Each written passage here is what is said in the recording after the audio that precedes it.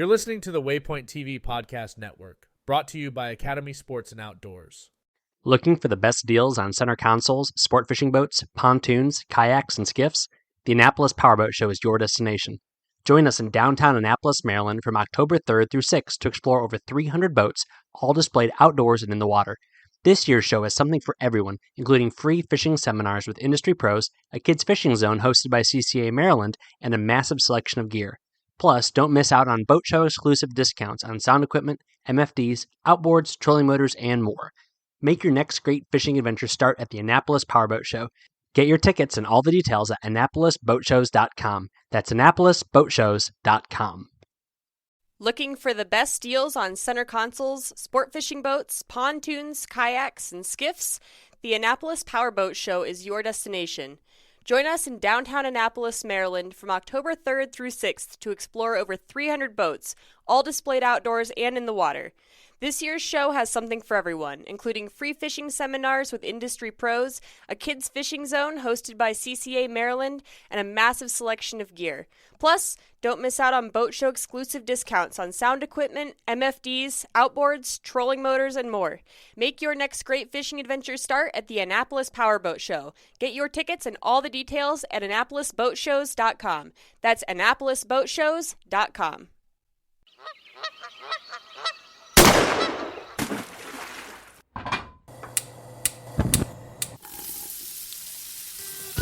Join Justin Townsend and the Harvesting Nature crew as they explore the world of cooking wild fish and game while sharing recipes, tips, tricks, and lessons learned from their pursuit of wild food. We sure hope you ate before the show, 'cause you're gonna leave hungry.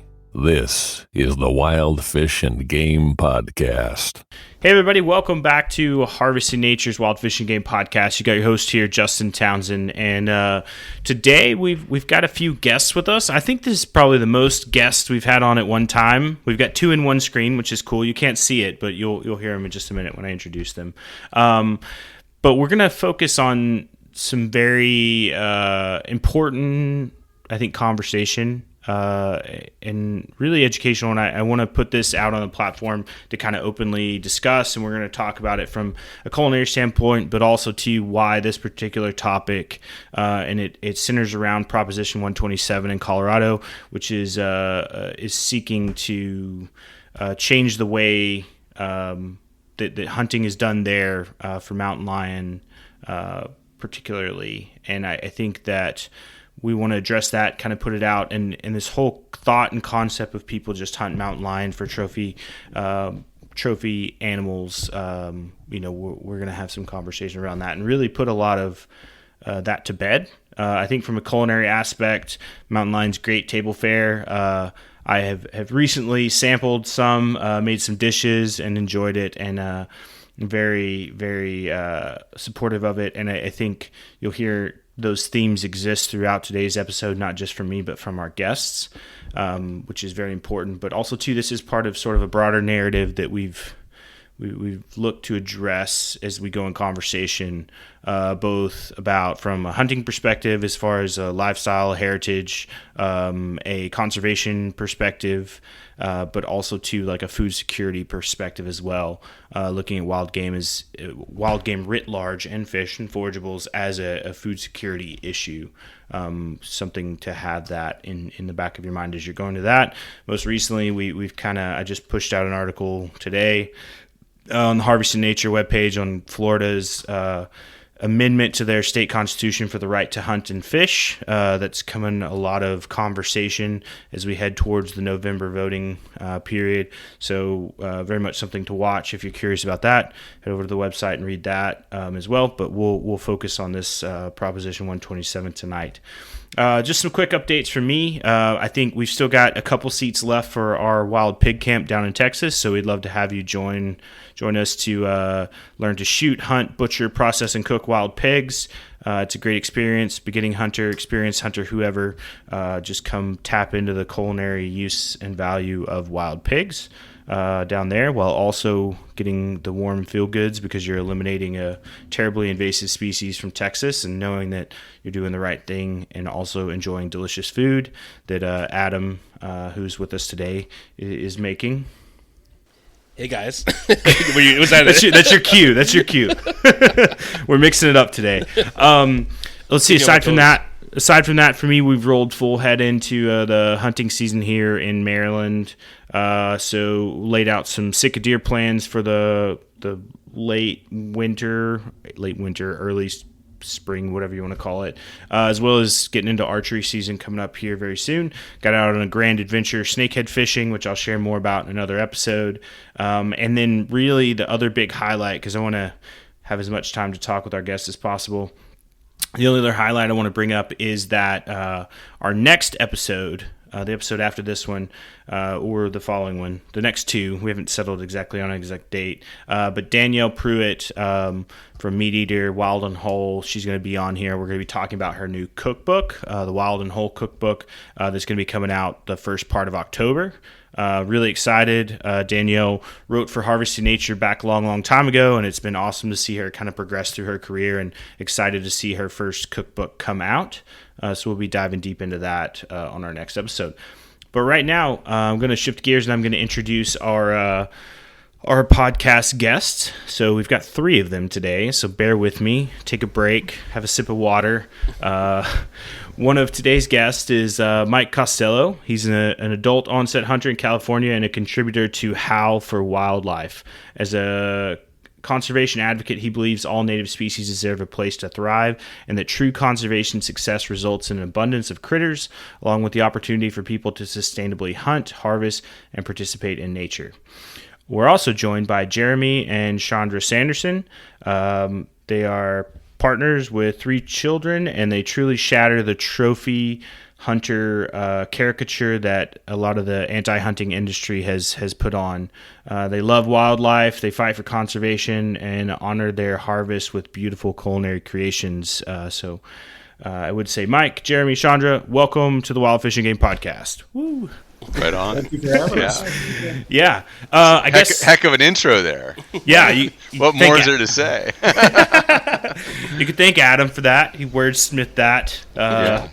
So, no, we're really excited to have you guys on, and excited to talk about this subject. You know, I've been sort of doing a better job of keeping my pulse on kind of some of like conservation and hunting challenges we've seen on sort of the regulatory side or attempts at it for a while, and I think this falls clearly under that. And I mentioned earlier, like the food security issues, like that to me hits me very hard at heart as well, because there's a lot of people that rely on fish and game for food, right?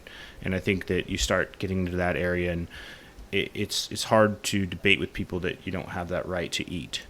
But sorry, I'll stop talking for a minute. Mike, if you want to go first, if you want to tell us a little bit about yourself and a little bit more about Howl for Wildlife. Yeah, happy to jump in. I appreciate the fact that I can be here, and then I can be an observer and listener in this conversation, because I think there's going to be a lot to learn. I'm in California. We have a lot of things we can't hunt, especially mountain lion, and we see some of the negative impacts of that, of an abundant species that we can't hunt, that impacts the whole ecosystem here. But really, Howl for Wildlife got involved in the advocacy issue around hunting mountain lions, bobcats, other abundant species that are in Colorado back early in the year, when we saw that there was a potential threat to not a modification of changing how mountain lions and bobcats are hunted, but actually an outright ban on mountain lion hunting, mountain lion pursuit, bobcat hunting, bobcat pursuit, trapping, etc., across the board in Colorado. And we just thought this, even though howls we're based in California, we do work nationwide. We focus on advocacy. If a species is abundant, then humans should be able to hunt it in a regulated manner. Like that's the bottom line that we see. Humans have been hunting for 20, 30,000 years since we crawled out of a cave. and hunting, the North American model for hunting is for conservation is one of the best mechanisms there is to actually perpetuate wild critters on the landscape in an abundant but also balanced way. And so I met Jeremy and Chandra at the Hunt Expo back in like February, because I haven't hunted mountain lion yet, and one of the headlines that the anti-hunting group, the proponents of this proposition, were using back then was that mountain lion meat is inedible. Like, Sharpie pens are inedible. iPhones are inedible. They were using the headline that mountain lion is inedible, which is completely asinine. And so we were talking to people at the Hunt Expo and said, oh, do you hunt mountain lion? Yeah. Do you eat it? Oh, yeah. And so when we talked to Jeremy and Chandra, they're like, oh, yeah, let me show you. And they like pulled up their phone, they're like scrolling through pictures of all the mountain lion preparations they've done. And time after time after time after time, we kept talking to mountain lion hunters that harvest mountain lion frequently. And they're like, absolutely, we love it. It's our favorite meat. And so that was like this aha moment that not only is that headline wrong, like technically, but within the community of lion hunters, it's a harvest. It's yeah, you get a trophy, you get a skin, you get a skull, you get a pelt, you get things from it that remind you of the hunt 5, 10, 20 years later, but it's a harvest. Mm-hmm. And so I think that's one of the most important things to talk about is the fact that the language that's being used in this proposition is truly misleading to the average non-hunting voter. In fact, it's an outright lie, and it tries to misdirect people based on human, trying to control human behavior that somebody doesn't like, as opposed to focus on wildlife success. And as you said, food security, because people are putting this meat in their freezer and using it for their families. Thank you for having us here. I really appreciate it. Yeah, absolutely. Jeremy and Chandra, do you want to kind of give a little bit about you, how you got into hunting and how you got into hunting mountain lion as well? Sure, I'll let Chandra go first. Well, I was born and raised in Rifle, Colorado, and I just always hunted with my dad, like age 10, just bow hunting with him, and so always been around that growing up. We always ate wild game. Mountain lion, it was a thing, but we never had an opportunity to hunt them because, you have a houndsman and we didn't know many people and you have to pay for, a hunt. Mm-hmm. My nephew took on some hounds and that's how we ended up hunting them. So he went first and then I went second it was amazing hunting it and watching the dogs, do their thing. And the best part was eating it. I mean, it was excellent. And go ahead. You can go. Well, adult onset hunter, I didn't hunt growing up in Iowa. It wasn't until I met Chandra and she showed me the elk woods. It just progressed. And then the nephew, like I said, he's like, hey, I got these hounds. You want to go with me? I just need to run them. Sure, let's go. Wasn't expecting nothing. I just want to see one, right? Right. Mm-hmm. We've seen them bow hunting elk. They're Stuff really in rare it. to see, Yeah. right? They're nocturnal. Mm-hmm. Fast forward to the hunt, boom, there's one in the tree, and they look at me, and I was just like, whoa. I'm taking pictures and videos, and he's like, do you want that one? And I'm like, absolutely. Yeah. They passed on it. They were wanting a bigger one. Well, that is what we actually found this bull. The audience may not see, but there's a 6-point bull mounted with this lion. He killed that lion. Wow. We found the bull first. Okay, so we found the bull, turned out the dogs. Another couple hours later, they ended up treeing that lion after a crazy race. But so that was my first lion, and it wasn't even a question. We're gonna eat it. So we searched like, what are we gonna make out of this? And I spent 15 years prior to moving out here as a butcher. So I was like, okay, let's make kielbasa. I don't think anybody, So we did a mountain lion kielbasa. Coming from the Midwest, everybody loves breaded pork tenderloin sandwiches, right? It's a competition. Yeah. So we made breaded mountain lion sandwiches. In fact, raising our 3 young kids here, They were, that was their favorite meal. If a stranger would ask my daughter, Kinsey, what's your favorite meal? Or what do you want for your birthday? She's like, mountain lion sandwiches. So, I love it. Yeah. Amazing. Could you guys briefly walk us through the experience you guys had mountain hunting or hunting mountain lions? So just what people can picture general mountain lion hunt would go. First of all, it can go one of 2 ways. I mean, I've been on 4 or 5, so I'm not been on many. But what I can tell you is it's the hardest physical hunt you will ever go on. People think you just let the dogs out, bam, it's treed, let's go over there and shoot it. I can tell you there are places humans cannot get to. And I can think of the last hunt, I've taken 2. The last hunt, these obviously take place in the winter, right? When the snow is deepest is the best hunting. fresh, you can track them better. Yeah, fresh snow, but usually later when the elk move down, they're just in the craziest places. And I found myself several times like, I can't make it. And we hunt every season from September to November. So, we're in shape. We don't, lollygag. But to hunt lions, you better be in shape. Yeah. It is not, people, like I said, the misnomer of lion hunters are lazy. You're going to earn it. You're going to earn every bit of it. Yeah. Well, and Prop 127 makes it sound like it's just this layup, like literally the lion, the houndsman just, tree the lion and call you up and say, come on over and shoot your lion. And what you're saying and what we've seen from Blood Origins movie Lionheart, and talking to other folks is, like you said, it's incredibly physical. It takes you on terrain that's wildly rugged over several miles. And it sounds like if it's mostly in winter, it's even harder. So it's not it's not just to pay your money here, walk over to the tree and get your lion. You could have a 1 mile race. You can have a 10-mile race. And when 10 miles in knee-deep snow, you're exhausted. Yeah. It's The intense. Yeah, It is if elk hunters are telling us that mountain lion hunting is way harder, I believe it.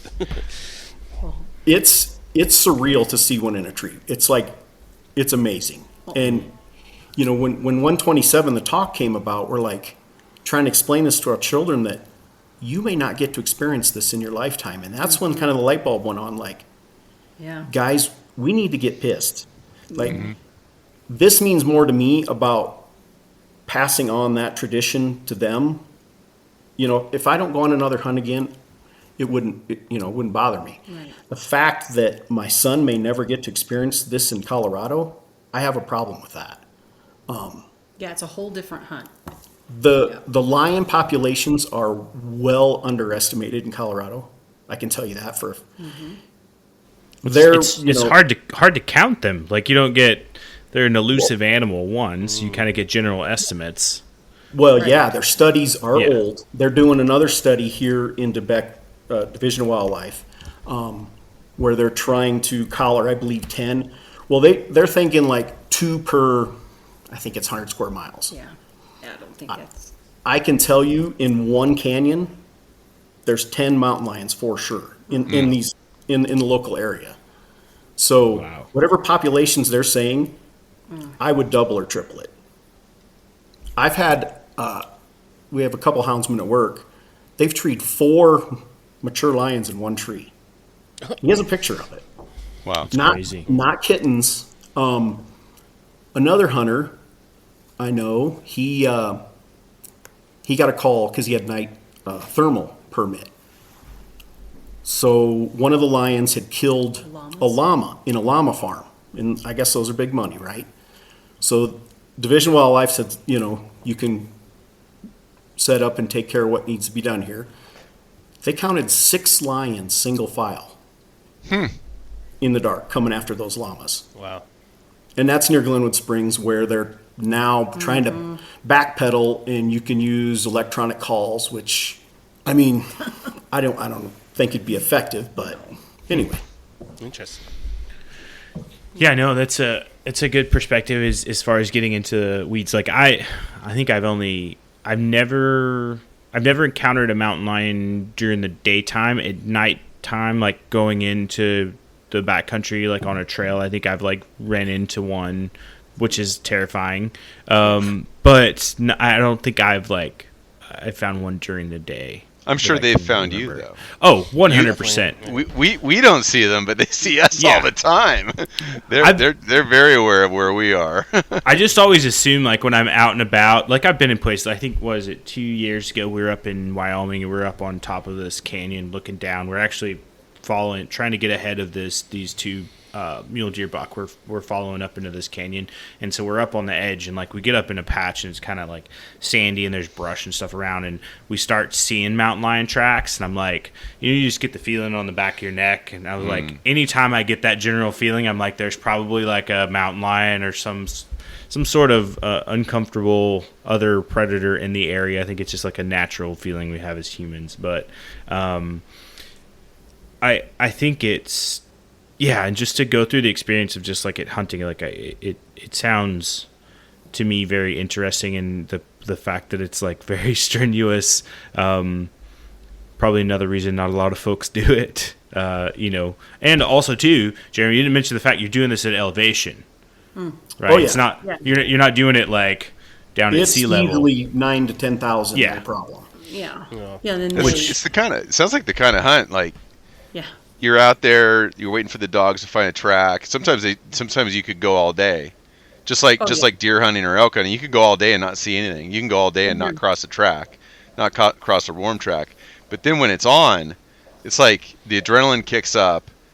It's a physical, mental, emotional logistics race to stay up with those dogs. And like you said, it could be 1 mile, it could be 10 miles. It's a heck of an adventure, I would imagine. Mm-hmm. Well, the lions, they learned, you can almost teach a lion different dogs. So in these canyons, there's several lions that cannot be captured. They are so smart. They know, they want to avoid the dogs, obviously. Yeah. You turn out and you tree one, you think that's it. That's the one. It's going to jump the tree. It jumps it, yeah. The last lion I took jumped 6 trees. And when I say jump a tree, it could be a couple hundred yards. I mean, their lung capacity isn't the greatest. But if they get rested enough, they're gone for miles. Yeah. Mm-hmm. So, 6 trees later, you're to the point of physical exhaustion, and you're like, you're freezing, you're wet, and a different hunt could be the very first tree. I just mine was 2 trees. Oh wow! When you say jump a tree, they get up into the tree, they rest. They're just they're they waiting for you to get there, and then when you get there, they dive out and they go to another one. Not necessarily. They're kind of used to, if you get 4 dogs under a tree, let's say, they're kind of okay with that. Mm-hmm. You get 2 or 3 humans to show up with that, Then they get really nervous. Sure. They will jump. In fact, the lion Chandra took jumped right over our nephew. And you could just hear him screaming, "It jumped, go!" And so yeah, it's crazy. We kind of cut him off, and he walked in front of us. The lion. the dogs are still trying to bay it right, and the lion walked right by us at 10 feet. It was amazing. And he was like, "Don't shoot, wait till it's treed." And to have a lion walk by you at 10 feet, it's crazy. And you're just adrenaline wild. rush, Yeah. Yeah. Holy smokes! Nothing like it though. I do want to talk about it because we'll dive in a little more here to the proposition in a second. But I think I want to start off kind of this concept and just a general take on people's. We'll just do some assumptions and some implied information here on this. So if we walk through kind of the idea of eating predators, like a general consensus, right? People, you say deer, moose, elk, whatever. For the most part, people are like, I'm good. You eat it, you're good, whatever.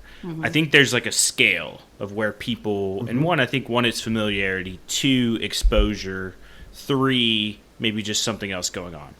But I think like if you jump out of that level of just like the deer, elk, whatever, and start to kind of climb up the scale a bit, like I think probably bear, you'd hit next. Like I would say from the people I've talked to, like 75% of people are like okay with eating bear.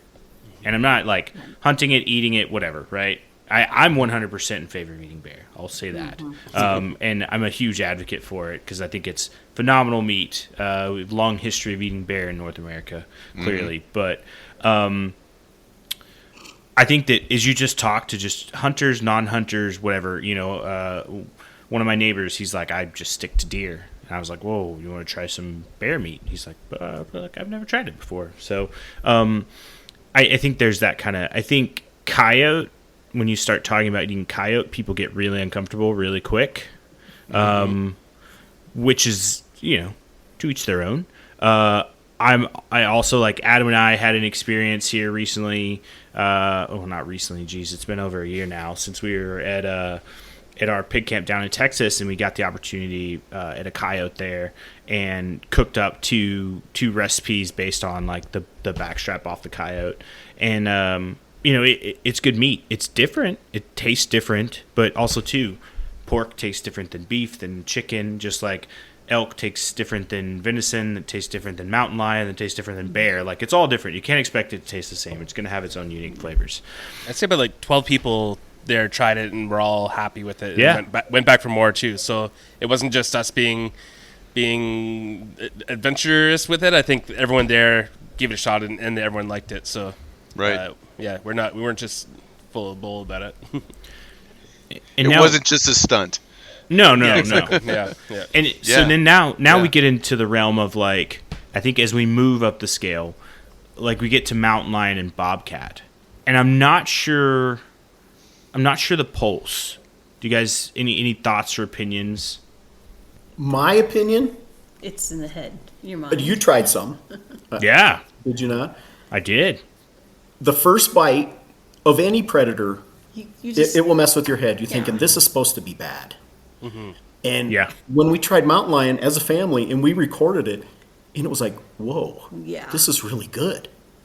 yeah, She cooked it phenomenally. yeah. It's Well, so that changes. Okay, well, that's good. We went to bear. We harvested a bear. I prefer it over beef. It is Yes. it is that good. good. Very Yeah. respectful. Yeah. It's so good. Obviously- Super clean. We can go into the trichinosis thing, but Or you it's know, greasy, It's greasy. whatever. Guys will like, I'm not eating it. It's greasy. Yeah. I've never had a greasy bear, so I don't. Yeah, We've no, taken me either. 3, Yeah, 3 bears. and they have been high country bears eating berries, and it almost takes on the flavor of what it's eating, which is crazy. It's a sweet meat. The bears. Well, the mountain lion to me is sweet pork. Yeah, like pork. That's what I thought when I ate it. Yeah, the same. And then bobcat too. The bobcat was really good. And I think, growing up, we shot bobcat here and there, but mainly you'd have like the pelt or you do whatever with it. But I never really thought of eating it. Ricky, who's unfortunate, she was going to join us on the call, Ricky Folger, but she's in the back country right now at a drop camp. So she has a recipe over on Harvesting Nature of a red curry braised bobcat, which sounds phenomenal. I'm a huge fan of a curry. So, I'd say that, but I just think like I think it's probably that exposure. And like you said, that thought of like, it's a predator, so I'm not supposed to eat it. But I think, go ahead, Mike. Yeah, I think it's cultural programming of the time, really. Yeah. It's if you go back to the early 1900s, bear meat was ranked above beef and elk on the menus in San Francisco. Like bear meat was a delicacy to harvest it out of the Sierra Nevada and take it down to the big city for people to have black bear meat. And I think if there was a time in the throughout the 1900s where these predators were viewed as vermin like the U.S. government. It wasn't even hunters. It was the U.S. government wanted to eradicate them, and so they were demonized and viewed as vermin. While at the same time, the prey species were fairly abundant, being the deer and elk and whatnot. And so people became very much like, we're going to eat the prey species. We're going to get rid of these vermin.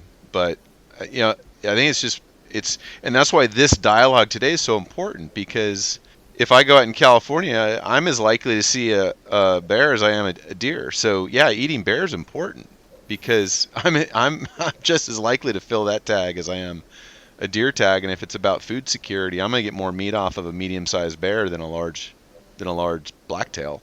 Mm-hmm. So it's about the programming that's gone into it, and we've been told for a long time that ew.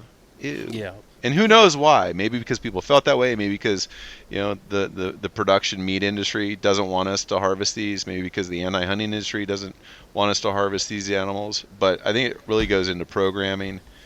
And then, it's there's some stereotypes and myths that definitely need to be broken down, because there's a lot of meat. There's a lot of meat value in. Oh, the other thing I was going to say is these obligate carnivores. Bobcat and mountain lion, they only eat fresh meat. They'll eat dead, carrion if it's what they killed, but primarily they're eating fresh meat that's on the hoof, that they just took, and then maybe it's stashed for a day or two until it's stolen by a bear that eats carrion. Bears and canines will eat meat that's a week old and rotting. And so it doesn't surprise me that bobcat and mountain lion have a cleaner taste, and maybe like you said, a sweeter, more neutral taste than a coyote that's eating everything, anything and everything in any state of degradation. It's funny because when you take the conversation into the ocean, we eat carnivorous things all the time. Nobody has a problem eating tuna, and tuna are eating other fish, which are eating other fish, which are eating other fish. Yeah. And that no one's ever questioned the legitimacy of eating carnivorous fish. And I wonder how much it has to do with farming. It's a very inefficient thing to do to farm carnivorous animals, because you'd have to raise herbivores to feed the carnivorous animals, making it super inefficient. And so I wonder if farming kind of changed our mind about eating these things, because we'd never been trained to eat them at all. It'd only be hunters who even have the ability to do so. I was thinking about that, as well as like you have the Lacey Act and some of the others that started introduced the early 1900s, and I think kind of created that shift of like the inability to sell wild game, and I think that too, like, that stripped it from the menus, that took it out of general market. So then therefore you've got this whole thought to where, like, it's not access and availability. It's like Mike says, like, it's not programmed in our mind that we're allowed to consume it because we can't get it. You think about, like, growing up. I grew up in southeastern Oklahoma, right? And to this day, like, I'm a huge oyster fan. Right, raw oysters, whatever kind. But backtrack, when I was a kid growing up, we didn't have access to oysters in southeastern Oklahoma. So therefore, everybody like, ooh, that's gross. Like, I don't really want to eat that. And then growing up over time, I've lived in more and more places that had fresh oysters, and like I've just now I just want to surround myself with it. Now I take bear fat and put on my oysters or anything. Yeah. But I was gonna say, I did that video the other day, which was phenomenal, by the way. If you've never done it, do it. Bear fat? Hot bear fat over raw oysters. It cuts the minerality, it cuts the brininess, and you just get this like delicious buttery flavor. But one of the comments on this post was like, because it went, it had like several thousand views, and I was watching the comments, kind of going and answering and talking to people about it, and we were discussing it, and one comment comes in, and the person's like, "Oh, bear meat, bear fat. Where can I get that? Is it in the store?" And to me, I'm just like, that's like, there's your baseline, right? Not to harp or make fun of the person, but like just the fact that, where do you get bear meat? Sure. Well, I don't know. So you can go to Oregon and get a bear tag for $16 and have a heck of an adventure getting that bear. Oh man, Oregon bear hunting is something else. Talk about Colorado mountain lion hunting, Oregon bear hunting. Whew. Yeah. Endless opportunity. Yeah, but people don't know, and that's when we come back to like the 127 thing, people don't know, and a lot of times in our communal echo chamber, we get so frustrated with what people think or have been told. Well, they think what they think because they've been told what they've been told, and we can't be mad at them for not knowing what they don't know. So we have to have these conversations and share them with those non-hunters that don't have any clue about how hunting's regulated, managed. These populations are only hunted if they're abundant and successful, and then what we do with the harvest. Hey everyone, this is Captain Steve Roger from Into the Blue TV. And as soon as I feel a little break from this heat, I know that hunting season's upon us. Actually, the first time I ever went hunting, a buddy took me. Wasn't my father or my grandfather. In fact, I took my father on his very first hunt.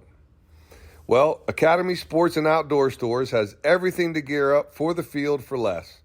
Plus, you can shop a wide selection of ammo, shotguns, deer corn, rifle, feeder, game cameras, camo, and more from the brands you trust. Text HUNT24 to 22369 to take $20 off a $100 purchase when you shop hunting supplies at academy.com. Need a hunting license? Pick it up in store while you're shopping. Looking for the best deals on center consoles, sport fishing boats, pontoons, kayaks, and skiffs? The Annapolis Powerboat Show is your destination. Join us in downtown Annapolis, Maryland from October 3rd through the 6th to explore over 300 boats, all displayed outdoors and in the water. This year's show has something for everyone, including free fishing seminars with the industry pros, a kids fishing zone hosted by CCA Maryland, and a massive selection of gear. Plus, don't miss out on boat show exclusive discounts on sound equipment, MFDs, outboards, trolling motors, and more. Make your next great fishing adventure start at the Annapolis Powerboat Show. Get your tickets and all the details at AnnapolisBoatShows.com. That's AnnapolisBoatShows.com. All right, perfect segue. Mike, you be careful. You'll have a new job. You can come work on the podcast because you're working with segues. Let's talk a little bit about Prop 127. So could you all, I guess collectively, whoever wants to jump in on it, kind of what is it and how did it become a proposition? I'll do it. Okay.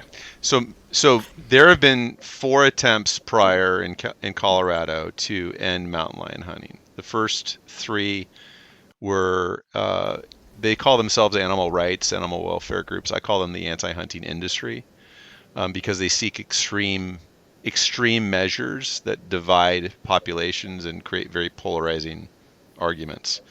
The first 3 attempts were in the commission, and the commission each of the 3 times rejected or put up enough resistance for the petitions to be pulled. So the commission that decides hunting regulations in Colorado said, no, this is a good hunt. It's a sustainable hunt. This is a good population. It's abundant. This is a valued hunt in the hunting community and in the wildlife management community.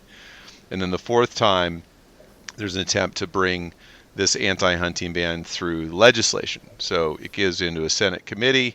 There's 5 co-authors on the legislation, and over about a 3 to 5 month period, that Senate committee and those authors heard enough feedback from the hunting community in Colorado and nationwide, as well as from their department, that 4 of the 5 authors on that legislation dropped their name from the legislation, and that died in committee because, again, Colorado Parks and Wildlife, science, people that spoke out, people that value hunting and wildlife, convinced the Senate committee that this was not good legislation. So here we are with a ballot initiative where you've got the proponent, the main leader of this group, Cats Aren't Trophies. She's a professional anti-hunter.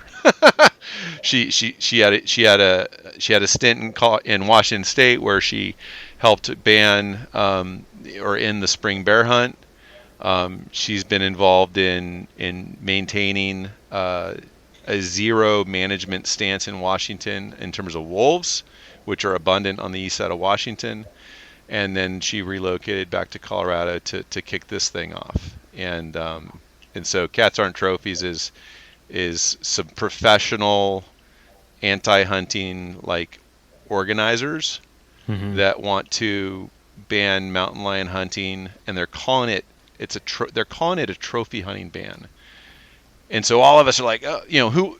When you think of when you ask the average person what's trophy hunting, it's like, oh, it's just killing an animal and taking the skull or the pelt and leaving everything to rot. So they've actually called it a trophy hunting ban, but it's not. But that act is already illegal, and so they've got this actually in the statute, in the legislation that they've got in front of the ballot to call it a trophy hunting ban. But they define trophy hunting as like the pursuit, harvest, kill, shooting at, anything that you would consider hunting or trapping is considered trophy hunting now under this ban. So it's not a trophy hunting ban. It's a hunting ban that's been discussed and proven many times over that it's sustainable ecologically, economically, scientifically, and that people harvest the meat because that's the law in Colorado. But it's a ballot initiative, and so it goes to the voters. Yeah. And whatever wind of emotion is blowing, whatever direction the winds of emotion are blowing, the moment that person sits down and fills out that ballot, that's the way they're going to vote. And so this group is using really inflammatory, like they've created this villain, this evil villain, the trophy hunter. Everything's about the trophy hunter this and the trophy hunter that. And they just want to demonize all of the human behavior that's involved, and they don't talk at all about the wildlife. And so it's completely about a group of people that don't like what another group of people are doing, and they want to control their behavior and take away their opportunity to participate in nature in any way here through this ban. And so it just kills me that it's not about the wildlife. It's about a human behavior that they don't like, and they want to control it. Yeah, I was just looking at here. It says this initiative would define and prohibit trophy hunting as intentionally killing, wounding, pursuing, or entrapping a mountain lion, bobcat, or lynx, or discharging or releasing any deadly weapon at a mountain lion, bobcat, or lynx. Isn't that hunting? Isn't that the definition of hunting? Yes. Well, hunting. It says which lynx is already federally protected. They threw that in there for the emotion. Wait, say that again, Jeremy? The lynx is already federally protected. Yeah, exactly. They threw that in there just for emotion. Yeah, because I remember looking at Colorado hunting regulations, there's a huge fine if you shoot a lynx instead of a bobcat. And you have to know the difference and do all this and, all the training that sort of goes with the identifying the animal, a proper animal, whether it be mountain lion, bobcat, or lynx. Those are big things as well. I want to add something. We won't go down the wolf initiative or the wolf reintroduction rabbit hole, but real quick. So they were paying solicitors to sit out in front of the Denver zoos and collect all these signatures. And us sportsmen just sat back. Boom. It got passed. And we're like, how did that pass? We lost the wolf vote by 30,000 votes, which is like 1%. Very small. There's 160,000 sportsmen in Colorado that didn't vote, which I don't get how, but numbers are numbers. So they're sitting out in front of, the Front Range has the population. They're paying these people to sit out there and collect the signatures. They got the signatures. So now we got to talk to our neighbors. The neighbors got to talk to their neighbors.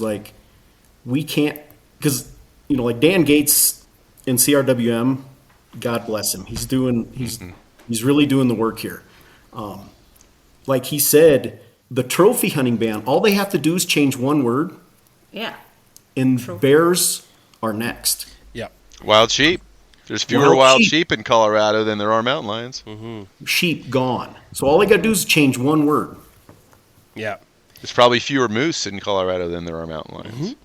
It's interesting you say about the like tugging on people's emotions and how they feel when they're voting, because I've had several friends, neighbors, family members talking about hunting. In a lot of the circles I exist in, I'm the only hunter, and hunting deer, they're like, okay, hunting moose or elk, they're like, okay, and then something like bear. Why do you need to hunt a bear? Why do you need to do this? And after 5 minutes chatting with them, they're like, okay. When you explain, it's not just going out to shoot the bear. It's for the fat, it's for the meat, it's for the pelt, it's for all these things, it's for the adventure, it's for like this multitude of reasons. And after a short 5-minute chat, I've never had someone dig their heels in and continue arguing with me. That didn't have an opinion on it before, and those people, if they ran into someone saying, sign this petition against, like killing and torturing mountain lions, they would immediately sign it without thinking of it because they think, yeah, of course that's bad. Mm-hmm. So you need to be able to hear both sides. And that's hopefully what we're kind of doing here a little bit is providing the other voice for these people who could so easily be swayed because they don't know the background of any of this stuff. Just like the woman or the person Justin was talking about, like, where do you get bear fat? Where do you get bear meat? They just have very little access or knowledge or history or traditions involving it, and they're just uninformed. It's they're very easy to pull their heartstrings, I think. And they use words that obviously, I mean, if the true definition of trophy hunting was what they were going after, because people were going out and chopping off, killing these animals and just taking the hide or taking the claws or whatever, leaving 98% of the animal on the mountain. Like, most hunters would be like, hell no, that we don't want that. Yeah, I'd vote against that. Hunters want. I mean, we talked to the mountain lion hunters, a bunch of mountain lion hunters in Utah, and there's some changes on the regs there that actually made it more accessible to everybody. But it removed some of the data collection in the process of hunting mountain lions in Utah, and they don't like that. The lion hunters don't like that because they want the data collected for the biologists to ensure that there's a successful, healthy population of lions. Like the people that are most vested in mountain lion success on the landscape are the people that go out and spend 100 days a year with the lions, trying to find them, learn their habitat, hunt them, tree them without shooting them. Like it's the hunters that want that. And then the other thing about this, what's crazy about this proposition, it goes back to human control. Jeremy mentioned, his kids, if this thing goes through, his kids won't be able to do this. The decisions that get made with this ballot box biology, it's either on or off. They take that opportunity away. It doesn't come back. That opportunity doesn't come back for decades, if ever. We're making decisions for humans that haven't been born yet, whether or not they should be allowed to participate in nature the way humans have for 20,000 years. I thought we were done making those decisions for people in terms of human rights. I mean, I thought that had stopped a while ago. Well, I can tell you, since the spring bear hunt got canned here, bear populations have exploded. Like we're thousands, tens of thousands over what this habitat can carry. Just for example, last month we've had 10 different bears in our yard. Okay, 0 deer. We watched. I mean, Colorado's deer population is struggling, right? Yeah, well, elk as well. Yeah. When the bear population's just running wild, not many people bear hunt. And even way less people mountain lion hunt. Right. They're hard to hunt too, though. They're very hard to hunt. It's the most challenging hunt, both predators. Right. We went on a deer hunt last year, high country buck, in September, and I was stoked. In 9 days, I didn't see a branch antlered deer above timberline near Aspen. We saw 9 bears. Yeah, total. Wow. And I shot one of them. I was going to say, you got to harvest one then. It becomes a bear hunt. We have a predator. I mean, I don't want to call it a problem, but that should have never been a ballot box initiative. And this one shouldn't be either. Like, We've got 240 biologists at Colorado Parks and Wildlife that have a gag order. They cannot talk. So the public doesn't know, the experts. It's not me, it's not Mike, it's not Justin. These biologists don't even get a say in this. That's wrong. Yeah. It's really wrong. Well, I think too, and I bring it back. So, I think a rally point. So we're gonna get into here like what people can do to help with sort of Proposition 127, but also too, I'm gonna kick this out there of just like the thoughts of, a lot of states invoking the amendments to protect hunting and fishing rights. And I think, you talked about the strength and power of sportsmen, but some in Colorado, sportsmen and women, I think like an organization behind that is really, really what that state needs. Because, I saw it. I went through, when I was living out there, like some of the struggles that the outdoor industry or outdoor community, hunting community faces. And I think a lot of it would be helped if some sort of initiative like that was started. Is it too late though? I hope not. So I don't know, but is it too late? It could be, but is it not time to do something? Yes. We need to get through November. Yeah. We need that initiative for sure. Yep. And it's either take November with a win and have some momentum. Yeah. To know that there's a voter base and there's a legislative base to secure this, to where CPW gets to make the decisions, and unless there's a super majority like 66%, make it that constitutional level amendment in the state, or it's going to be lick our wounds and figure out how to communicate with the non-hunting community strategically over however many years it takes to bring them back into the fold of acknowledge. They don't have to like it, just acknowledge and support that hunting as a mechanism supports what's important to them, which is wildlife. If they can just say, okay, it's cringy to me, but I get it, I like those wildlife succeeding on the landscape, and I know hunting works that way. We just have to find a way to get them to accept it. But I think obviously winning and having that momentum in November would be a lot easier for a lot of reasons to strap up and go into the next battle. So Mike, just to exemplify what's at stake here, being from California, could you describe the fallout of what happens when you do cancel the mountain lion hunt? Like, has there been repercussions from that? Yeah, there have. One thing, because it's not a hunted animal, there's almost no science put into tracking its success. We have very little biologist resources assigned to a lion management plan because there's no lion management. So we've taken away resources that would otherwise be invested in studying mountain lions. And then the next thing is mountain lions are not hunted.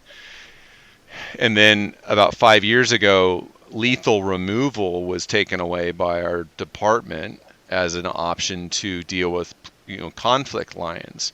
So lions that have been on the periphery of suburban and rural communities, they used to be, if they become problem lions, they used to be removed lethally. That's not happening now. And so we're seeing a spike statewide in lions in suburban and rural communities. And when I say suburban, I'm talking like 5 miles south of San Francisco. I'm talking the East Bay, the East Bay Hills, Contra Costa County, where there's 1 million people. So we're seeing lions in people's backyards, and we're seeing lions in daylight walking through people's neighborhoods and being observed by residents, adults, and they have zero care. They do not care. They have zero fear of people. There's a community in El Dorado County where we saw a report from their ag commissioner, and over like a 20-year period, there's like this wave. There'd be conflict would go up, lethal removal would go up with it. Lions would be removed, conflict would go down.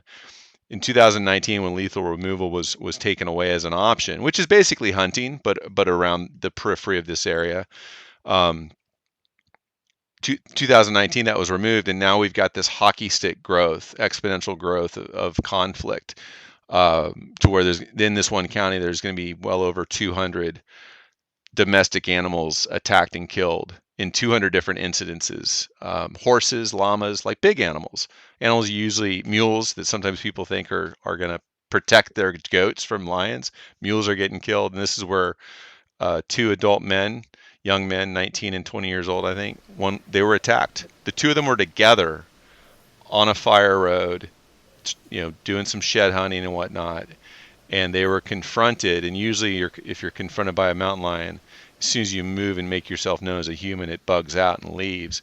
They were confronted by this lion, and it attacked them, and they physically fought it, and it ended up killing one of these boys. He's 20 years old or so.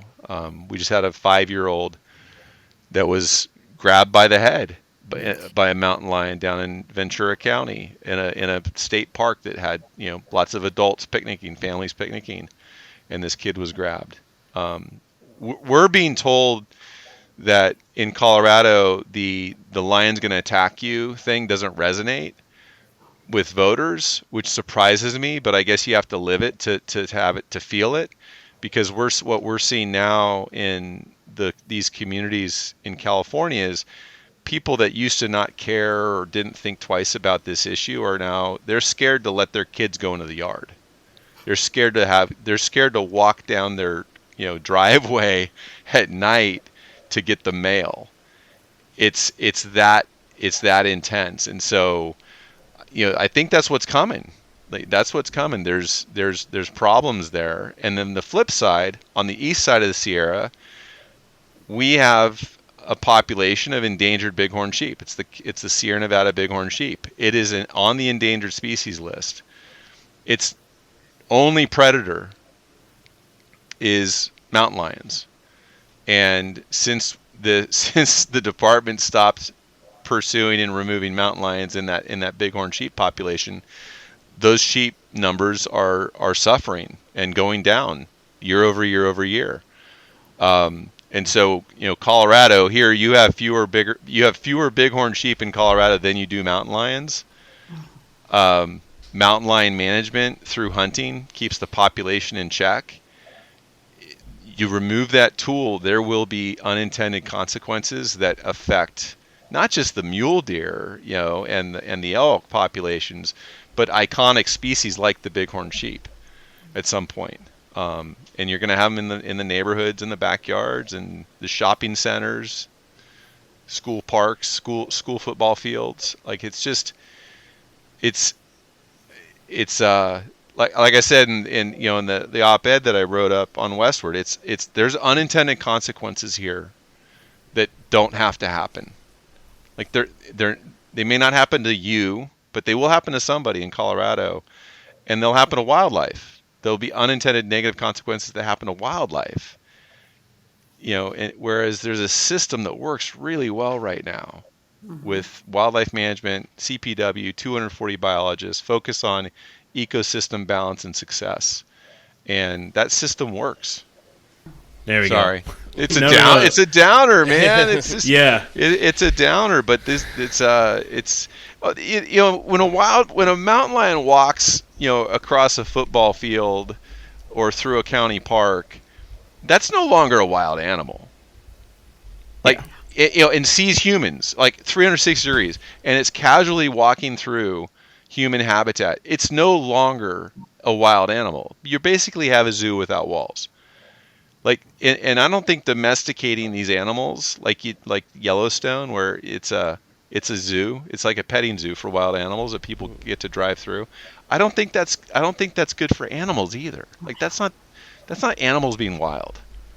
Well, I don't think that's something you can do with mountain lions anyway.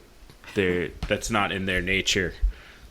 No, but we've got it now. Like we have mountain lions that will literally walk through in daylight. Will walk through human settled areas with humans around, and they don't care. Yeah, that's wild. Yeah. Looking for the best deals on center consoles, sport fishing boats, pontoons, kayaks, and skiffs? The Annapolis Powerboat Show is your destination. Join us in downtown Annapolis, Maryland from October 3rd through 6th to explore over 300 boats, all displayed outdoors and in the water. This year's show has something for everyone, including free fishing seminars with industry pros, a kids fishing zone hosted by CCA Maryland, and a massive selection of gear. Plus, don't miss out on boat show exclusive discounts on sound equipment, MFDs, outboards, trolling motors, and more. Make your next great fishing adventure start at the Annapolis Boat Show. Get your tickets and all the details at AnnapolisBoatShows.com. Again, that's AnnapolisBoatShows.com. I'm Sandra, and I'm just the professional your small business was looking for. But you didn't hire me because you didn't use LinkedIn Jobs. LinkedIn has professionals you can't find anywhere else, including those who aren't actively looking for a new job, but might be open to the perfect role, like me. In a given month, over 70% of LinkedIn users don't visit other leading job sites. So if you're not looking on LinkedIn, you'll miss out on great candidates like Sandra. Start hiring professionals like a professional. Post your free job on linkedin.com/achieve today. All right, we'll circle back around. We're gonna go over a little over on time, but I think it's okay. If you guys are good with it, I'm good with it. Yeah, We're good. We're fine. All right. I want to hear how this tasted. Yeah, let's talk Your let's talk- discovery experience. Let's talk some food here. So I had a notes of like what's the process of hunting. We already talked about that, but so I'll ask, and maybe Jeremy, you can answer this question: meat yield. How much meat does an average mountain lion yield? What do you think? Just first thing comes to mind is probably 40 to 50 pounds. I mean, Okay. a big mature cat, you're talking 140 pounds. So hanging weight, Yeah. maybe 70, half of that in bones and whatnot. So Okay. Nice. All right. That's good. So, very Let's talk- lean, hardly any fat. nice. Yeah. Man, you and I are on the same page. You're like, and definitely the piece I got, I think it was I got like a loin piece that I tried and tasted. What's sort of your favorite cuts from a mountain lion? Well, everything she's made has been a 10 out of 10. We ask our kids every time at dinner, rate it. Yeah. Yeah. So go ahead. What all have you made? Oh yeah, let's talk about that. Oh, yeah. We've made mountain lion egg rolls is a favorite. Really good. And I used a Heinz for that. You can use loin, whatever. Oh, geez. The sandwich, The breaded the sandwich. breaded sandwich, green chili We is excellent. so That's what I made. I made green Oh. chili. really Yeah, it was really Yeah. good. that So is good. what we have a pan of leftovers going in our freeze dryer. Yeah, we're gonna freeze dry So- it. On our upcoming hunts this year, we're going to have mountain lion green chili like a peak or mountain house. Yeah. Yeah. Favorite cut? I'd like the loin just because it's a big solid meat piece of meat. And So last night she made sweet and sour mountain lion Oh yeah. with a side of rice. There wasn't any leftover. yeah, So good. it's hard to pick a favorite. yeah, Yeah, no, that's fair. I was going to say we talked a little bit about flavor profile earlier. So I think you hit it spot on. It's like a little sweeter pork, but I would say I find it very akin to wild pig. we haven't had wild pig, so Yeah, because it's so like wild pig is a bit darker than domesticated pig, just because they eat different things. And I think even the mountain lion meat a little darker than like domestic pork you would get from the store. right. Unless you're talking like really high quality pork. Maybe a little tougher to some people, but what people don't realize is the pork you buy in the store is a 20% solution of Right. brine. Right. Yeah, yeah. It's not, you'd open that package, it's not blood. It's pumped full of chemicals. Right. So, yeah. Kind of not comparable, but I guess. Well, and I closest think too, like we compare apple to oranges when we do that, but I'm just thinking I think Mountain Lion, it tasted great. Like I had it, tasted it just by itself. I tasted it in the green chili, and it wasn't a super overpowering, spicy, robust green chili. It was very mild, because I wanted it that way because I wanted the meat to shine through, not necessarily just the chili shine through. So I think that's where I went. But I mean, I would, to answer our fan, Mr. Michael Costello, who commented on LinkedIn, what types of boring proteins can be replaced with mountain lion meat when working up a proven recipe in the kitchen? I think any recipe that you're going to use pork or chicken, Right. which I consider boring, unless they're wild pork, you can sub in mountain lion for sure. Yeah, it's very versatile. Being super lean, we wouldn't grill it. So everything we've done, well, the grilling has been in the form of a brat casing, like we called it kielbasa. Yeah. So, like as far as a chop or something, we have not grilled. But we boil the kielbasa first and then grill. Yeah. And Anyway, which too, sure, I think too, and correct me if I'm wrong, but mountain lion, just like any other sort of predator, has a possibility to carry trichinosis. Mm-hmm. So therefore, you want to cook it. You want to cook it past 137. So you kind of kill that. So that's also too, like throwing it on the grill and grilling it. A very lean cut of meat until it's 137, 140, whatever, 145, just to make yourself feel a little more comfortable, is also to get chance to dry it out because there's no fat. It's not the ideal cooking method at all. No. I Sous think vide, maybe. Sous vide would be good. I mean, sous vide wild game is great just for the fact that you have so much control in the temperature and the time, and you're not getting a lot of moisture loss. Yeah. So I think sous vide would be great. I mean, I could see sous videing like a loin chop, and then like reverse searing it real quick. Like that would be probably really good. Have you done with bear? Sous vide? Yeah. Oh yeah. Okay. Yeah. I figured you would have. Yeah. It's great with bear. A question I have for Jeremy and Chandra: you all eat a fair amount of wild game, right? Oh yeah. Our freezer, most years, it's empty. we It's time we to have hunt. not gone to the store and bought ground beef in many, many years. Yeah. Okay, so your perspective, you're comparing this. You're saying this is good. You have your choice of elk, deer, bear, moose. You've probably got friends that have all these other species that you could trade out. So you have the choice of putting mountain lion at the front of the line or the back of the line. Mm-hmm. Depends on the recipe. Okay. That's fair. That's the right answer.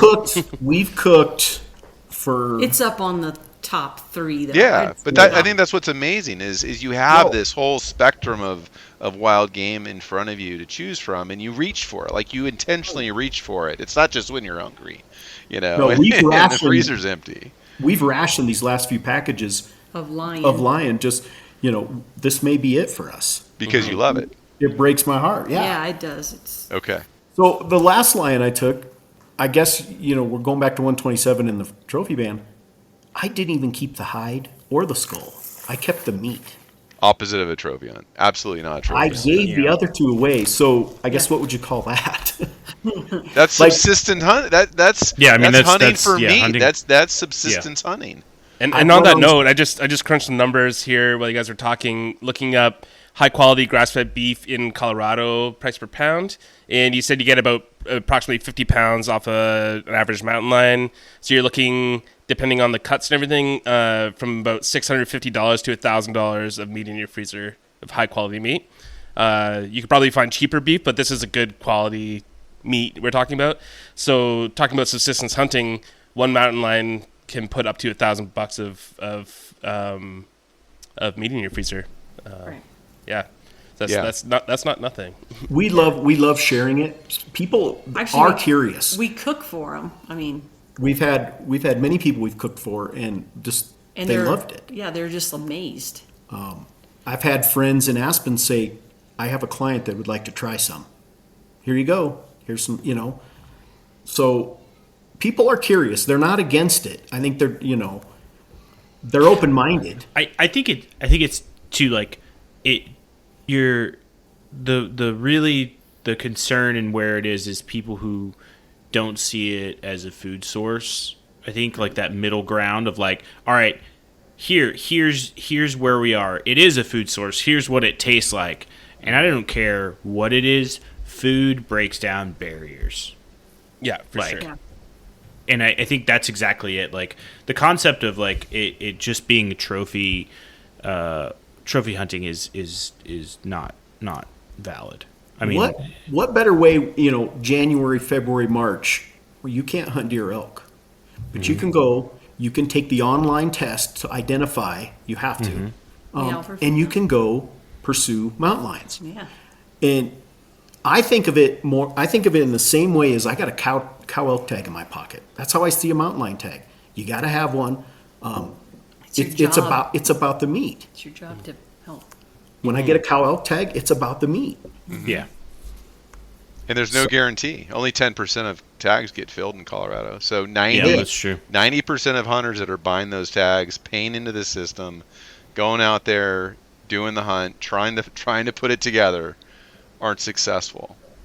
So they're paying for the opportunity. This whole thing about they're just paying to go get their line is bunk. People pay for the opportunity, and then they got to do the work. Mm-hmm. Yes, hard work. I have a funny story. No, it's no different. I had a mountain goat tag in Breckenridge a few years ago, and it was for the most populated area in Colorado for hikers. Yeah. And they warned me, and you can only hunt them Monday through Friday. And I was like, okay, well, why? Well, for conflicts. Okay, so just be prepared. So we were, and last year went on a mountain lion hunt, a mountain goat hunt, and we harvested for a buddy. He's packing it down, and we didn't have conflicts, but people looked at us like, it's hunting season? And we were like, no, we just poached this. I mean, that was what he said. Or yes, are you going to eat that? Are you going to eat that? A lot of people say, are you going to eat it? And the same with the mountain goat. It's amazing meat. Yeah. The mindset of I guess everybody in the concrete jungle that hike these 14ers and whatnot, our tag dollars are paying for all that trail maintenance. Like there's a lot of trail maintenance being done. They're not paying for it. We are as sportsmen. So to take away all those, the tag dollars, it's going to come from somewhere. Yeah, so here's an interesting. This is a fan question. I'll close out with I don't know. We'll say it's a comment, but it ties very much, and it's from Instagram from a gentleman named Joe. He commented. And he said, "If this passes, are there plans for the federal government, various conservation agencies to pull funding from the state of Colorado? And if not, why? Conservation decisions should never be based on political agenda or sensationalism by unaffected voters." But on proven sound scientific management practices, if banning mountain lion were to cause a loss in several revenue streams, public and private, were at the table, most ethical politicians would drop this like a hot potato or be effectually unable to sell it. What I'm talking about isn't just the funding of government, but also organizations like, and he names off about 8 different conservation organizations. We as sportsmen and women have a responsibility to unite against extremist sensationalism and attacks on our hunting and fishing heritage.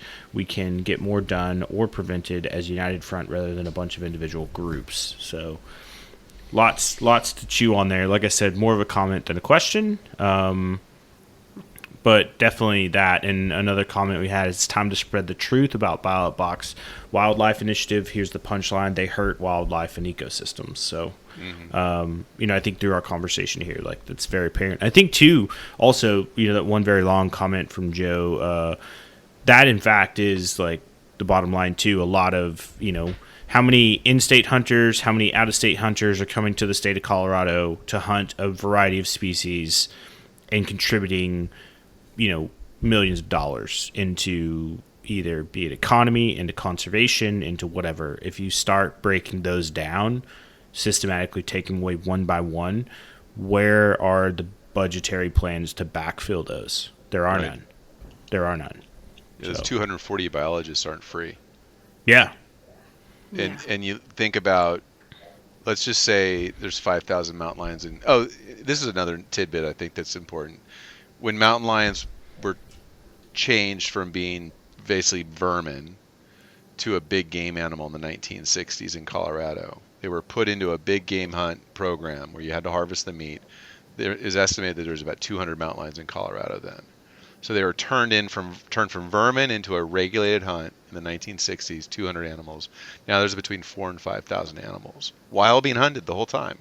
So they've been hunted the whole time with quotas and zones and tags allocated accordingly to make sure they're growing in population. But say that 5,000 becomes 10,000 over the next 10 years, because you stop taking 500 off the landscape. 5 years, that's 2,500 more. Reproduction cycles, whatever. Say that population doubles at some point. That's another 150,000 deer-sized animals that are being killed each year in Colorado to feed them. Those mountain lions got to eat, right? They've got to eat something. Where are those 150,000 net new prey animals coming from? Because there's about 400,000 mule deer in Colorado. So those lions got to eat. And at that point, you start that downward spiral that I think Joe was talking about. You start this downward spiral of all these other species start feeling the impact. Tag allocations go down. Non-resident dollars stop flowing in. And the anti-hunters could say, yay, we're happy about that. We don't like hunters. But ultimately, CPW won't have money for those 240 biologists. Yeah. And then the hikers, when you go out, and the mountain bikers and hikers that love to go up into the mountains and see the mule deer and see the moose and see the elk, they won't see as many of them. Yeah. Where'd those elk go? Where'd those mountain lions? Where'd those mule deer go? Well, we can't tell you because we don't have the biologists to study it. And I don't know. It's a sad moment, but we're making decisions on this today that will negatively affect 5-year-olds that haven't been able to weigh in on this, people that aren't even born yet. We're weighing in on decisions that are going to affect wildlife and ecosystems and human opportunity on the landscape for generations ahead of us, with just one big snip of a great opportunity that's completely sustainable. Sad. Well said. Yeah, no, that's great. And I think here I'll move it. So what can people do to help? In Colorado, out of Colorado, what can folks do? Get out and vote to start with, as Jeremy said. A lot of hunters didn't vote, but you got to get out and vote, and don't trust the headlines. Don't trust the hyperbolic headlines of this proposition that the advocates for this, because they're really extreme. And if you like the wildlife situation in Colorado today, as a whole, then something's working and you need to vote to support it. And voting to support wildlife management in Colorado would be voting no on 127. Fair. All right. We'll go quickly around, not quickly, however much time we need, to sort of give last thoughts, alibis. Jeremy, I'll kick it over to you and Chandra to see any last thoughts, anything you want to leave us with, leave the listeners with, any questions, anything you guys have. Yeah, like if voters don't know what to do or what to ask a fellow friend that's a hunter. Ask hunters and see, that's your best bet. Instead of listening to the media or, the news, all that. Yeah, everything's stacked against us here in this state. Yeah. Including the media. But talk to hunters. I mean, we know, I would challenge all your listeners to, nationwide, to go on CRWM, Colorado's for Responsible Wildlife Management. Dan Gates and his crew, he's the only one that has lobbying at Colorado. So let me back up. If we lose this, it's coming to your state. Yeah. I can promise you that. It's not a Colorado issue. It's just going to keep. They have the money, this anti-cats with trophies, they have the money to take this in any species in any state and win. So we have to show up, whether it be, somebody in Georgia, if it's $10, if a box of ammo, like Dan was saying, join Howl. What a better organization. Yeah. Props to Mike and Charles. Like, I'm including Dan in with, so thank you. No, thank you guys. Yeah, I'm going to leave it at that. Everybody just chip in, please. Yeah. Absolutely. This is not going to come cheap. The radio ads and all this stuff that's going to happen in these next few months. So, yeah. Michael, turn it over to you. Yeah, I would just amplify what Jeremy's saying. Coloradans for Responsible Wildlife Management, their website, savethehunt.com. Sorry, savethehuntcolorado.com. Jump in with them, support them. The issues committee, the political action committee that's doing the vote no on 127 campaign is called wildlifedeservebetter.com. And really, wildlife deserve better. Like, wildlife deserve better than this ballot initiative. And so Wildlife Deserve Better is going to be doing the messaging, a huge media campaign to talk to that non-hunting community that needs to understand kind of the intricacies of everything we're talking about. So supporting that campaign issues committee. And then besides get out the vote, if you're in Colorado, talk to people. Every single person in Colorado has a circle of influence. They've got family, friends, neighbors, coworkers, church groups, softball team, whatever. They've got a circle of influence where they can talk to 100 people and share this value statement with those 100 people to influence the vote within their community. Nice. Thank you. Adam, over to you, buddy. Well, we heard that the extremists on the other side of this argument are using the fact that the fact in quotes that mountain lion meat is inedible as ammunition for this argument. And I've heard over the past, often by hunters, that antelope is inedible, wild pigs are inedible, muskrats are inedible, bears too greasy to eat, this tastes like crap, that tastes like crap. We've proven it wrong time and time and time again here at Harvesting Nature. This stuff is edible and can be a delicious, wholesome meal that's nutritious and makes your family happy. Don't be part of the problem by pushing these things, this rhetoric of animals you haven't even tried before. Give it a try first before you start saying it's inedible, even though you never tried it before. Be open-minded to this stuff.